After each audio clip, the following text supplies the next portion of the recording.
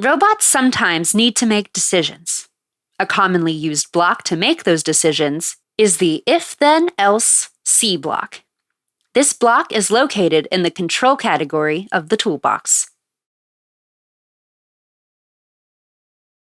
An if-then-else C block has two parts: the if-then branch and the else branch.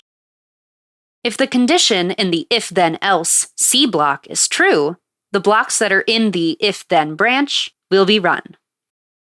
If the condition in the if-then-else C block is false, the blocks that are in the else branch will be run. One thing to keep in mind is that the if-then-else C block only makes this decision once. In order to repeatedly make a decision, you can place the if-then-else C block inside of a forever C block.